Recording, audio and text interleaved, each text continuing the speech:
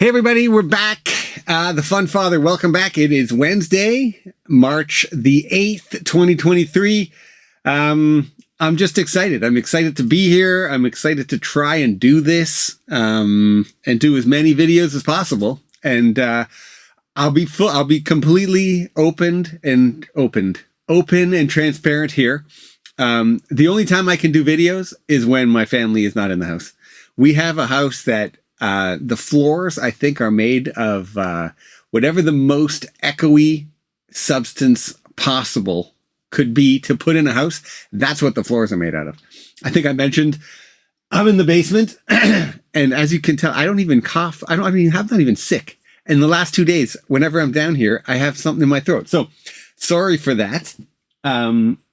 But I'm in the basement, and I have an almost 2-year-old. I think I've said I have an almost 2-year-old.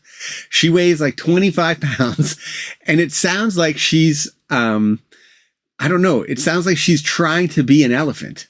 And she not only is good at that, but she's good at making it sound like she's walking as a family of elephants.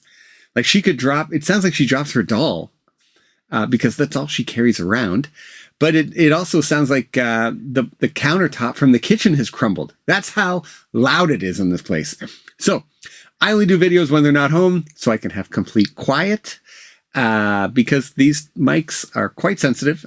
And anyway, there's there's your too much info for the day. So I thought I would. I don't know. This is going to be maybe my rant. I think I told you my goal is to be a stand-up comedian. How I'm going to get there, I don't know. I'm probably not going to quit my day job unless something really good happens. But I was thinking about parents, and like I said, I've got an almost 2-year-old. I've got a 6-month-old, and it's amazing how stupid we all become. I'll even put myself in that category. I'm certainly judging from afar on this one. But I would say, I'm saying this, stupid when you interact with other parents. Everybody asks the most ridiculous questions. I don't understand. Like, you meet somebody on the street. Hey, how are you? Good. How are you? Good. Where are you? You're at a soccer game with you. Hey, weather's great. Yeah. Like the conversation goes in a way.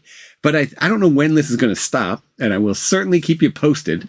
But from definitely 6 months to 2, it's like the most insane comparison type questions you're going to get in your life. And like, I remember the first time I took my daughter, there's this program they have here close to where we live. You can go, it's not daycare, but it's basically like a room of toys. You can go stop in. It doesn't cost anything. Funded by the government, and there's all these other kids there, and I think that's where like parents get to know each other, yada yada yada. I went in there. My wife had been going for weeks. I went in there one day, and I'm just watching my daughter crawl around and play, and certainly she's like the focus for me, right? I notice other kids doing stuff, but I don't care. Do whatever you want. I have no concern or care for what other children are doing at this exact moment. So my daughters who were playing around, she's shaking a merengue and whatever, right? She's doing all this stuff. And then, I get approached by a couple moms and we start talking and, oh my God, is your daughter walking? What? Are you looking at her? She's like 6 months old. She's tiny. I think I mentioned already she was preterm, which we'll get into that whole disaster area of a comparative talk show, let's call it, at the hospital. But these parents are like, hey, is she walking? Like, she's right there. Look at her. Does she look like she's walking? No, she's not walking. Oh, is she talking?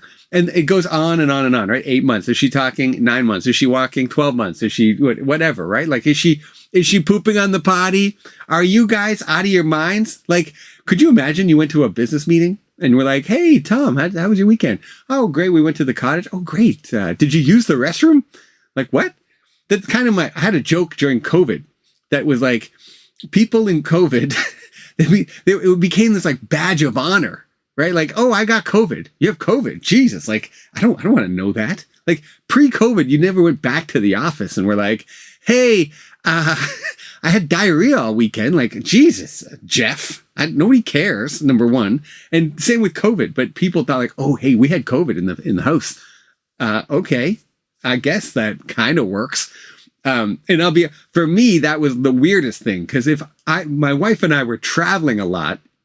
We were living in Chicago and Toronto in the midst of all of that COVID stuff. And as that was going on, like, we didn't want to tell anybody that we were traveling, let alone that the opportunity was there to get COVID. So I always thought that was kind of funny. And back to this, the things people are asking me about my children are like, anyway, the point of it is this: people will only ask you questions about the stuff that their kids are doing. Right? Like, if my kid, I don't do this. I make a point of not doing this. But if I'm going to use myself in this example. If I have a child who's walking and not talking, I will only ask you about your kid's ability to walk. I won't ask you if they can talk. If my kid can identify colors, I will not ask you about if your kid can, like, identify animals. And this, like, I made up a word. I think I made it up. Maybe I didn't make it up. It's called brasking. It's bragging and asking at the same time. And it's like, it's the most annoying thing, because if you've got two kids who are exactly the same age, literally exactly the same age, and one is walking and the other parent goes and asks the other parent, or one parent goes and asks the other parent, is your child walking? That's all that is like an affirmation for them that my kid is better than yours. And honestly, at the end of the day, who cares? Who cares? If your kid is 18, and I'm speaking in fully healthy children here, I don't want anybody getting offended. I know there's a lot of children who maybe not able to do a lot of things just because of whatever it is, birth consequences, let's call them. Not talking about those kids. If your kid can't walk and talk by 5, maybe start to be concerned. But even then, don't worry about it. If they're 10, maybe get a little more concerned. But we all know that's not going to happen. Just through television, school, whatever, these classes, they're going to be fine. So if your kid is wondering at 10 months if they're going to walk, or if you're wondering if at 10 months they're going to walk because little Tommy's walking, it's hilarious. Another story from this class, you had to play a different class, by the way. You had to play in like a pool of Jell-O. And so, I grew up in sports dressing rooms. So like getting naked is like kind of normal, right? You got to get changed to get your equipment on or your cleats or whatever, right? You can't just don't show up in a polo shirt and like go on the field and play, at least not if you're playing real sports. So anyway, they're like, yeah, you got to put your baby in this tub of Jell-O and let them go at it. It's a sensory thing. They can eat it, whatever. And so, I start undressing my daughter. There's just babies around.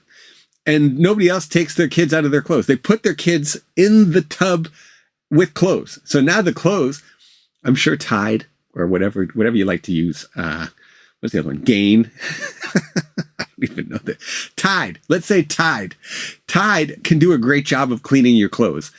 But how are you going to get your kid home now? And anyway, some of them knew this was happening. They already had their kids different things. Anyway, I undressed my daughter in a diaper, not naked, in a diaper, put her in, and she starts fumbling around. And I think at the time, everybody's looking like, oh, that's what we should have done. But I guess now we all have to change our kids' clothes because we're too stupid to know that, like, don't, like, anyway, why would you put your kids in a bathtub of Jell-O with their clothes on? Doesn't matter. The mom beside me says, oh, this is going to be interesting. And I'm thinking, it is going to be interesting. You put your daughter in a tub full of Jell-O with her clothes on. And I said, yeah, it's going to be interesting, but probably a lot of fun. And she says, no. We don't give our baby sugar. Well, I went out to the car. I got a trophy. I brought it back in. I gave it to her. I said, congratulations. You win Mom of the Year. No sugar? Amazing. What an amazing accomplishment to not give your 1-year-old sugar. I don't even know if we were giving our baby sugar. I don't think it's possible to give our baby sugar before 1. We had formula. We had breast milk. We had, what's that stuff called? Rice cereal, right? We had solid foods, pureed.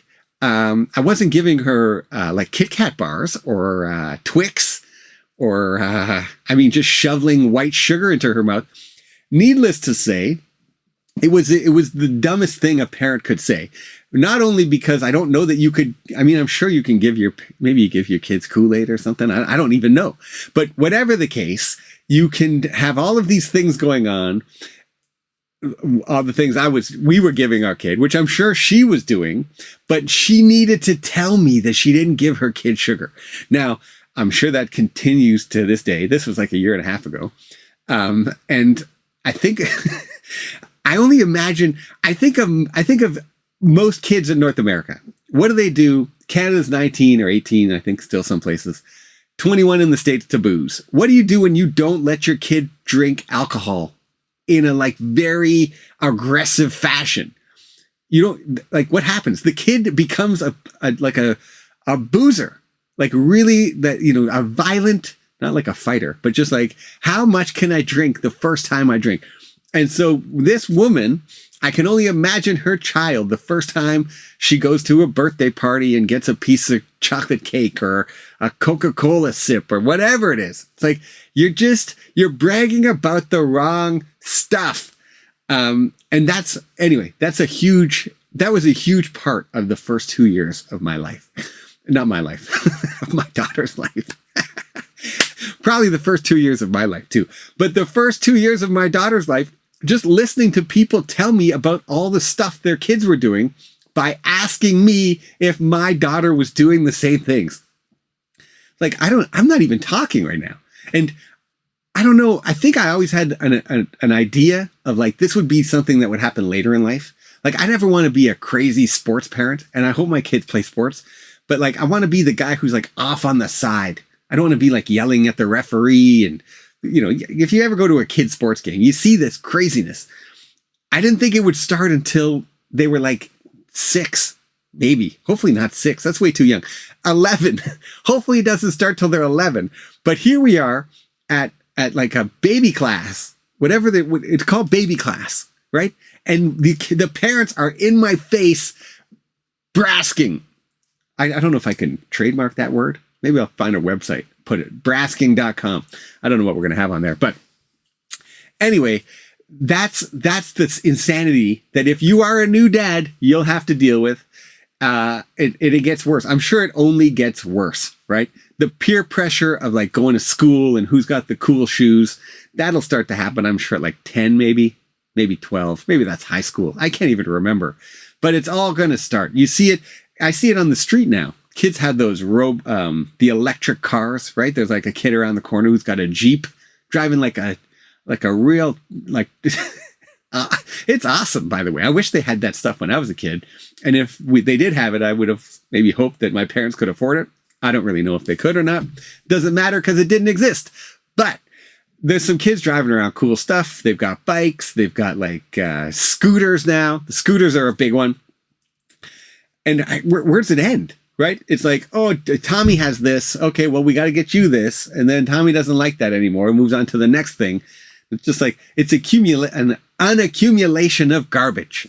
And you know whose fault it is? The other parents. So anyway, we're all going to do it. I'm acting like I'm not going to do it. I'm going to do it. I'm sure I'm going to do it. My daughter's going to come back, want something. And what am I going to say? No, you look into your daughter's eyes. If you have a daughter or your son, right? But you look into your daughter's eyes. She's got the big, whatever color eyes she has. She's blinking. She just can't. She wants it so bad. She doesn't know what money is. She doesn't know. She doesn't even care what money is. She wants a bike. Get the bike, right? It's like an engagement ring. Like I don't even know. And hey, forgive me if I'm incorrect. Apology in advance. But I find that's really, I'm going way off topic now, by the way. But like, that's kind of the gig with like getting engaged. Anybody married out there? You've got, you go get an engagement ring. Be like, that's a nice one. And then it's not a nice one. You know better. Whatever you go into the store thinking is the right ring, don't buy it. Don't buy it. It's the wrong one. Get at least, see, I'm still coughing. Get at least the next one up. Get the next one up. And, I mean, hopefully you've had a talk with it, but nobody knows how much money is. Nobody knows how much money is. And if you live in Canada right now, and I'm sure certain pockets of the States, when you go buy a house, you're like, how do you buy a house? Like, They're like, hey, you want a house? You got to give us $1 million. And then I own the house? No, that's your down payment. That's how crazy some of these housing deals are. And you don't even get anything. So anyway, way off topic. Other parents, I guess this is maybe where I should promote the website, thefunfather.com. I wrote a little blog post on this. Again, comment, or like and subscribe, I guess is what I'm supposed to say. Remember that? Like and subscribe. It helps the channel. And that's your rant for the day.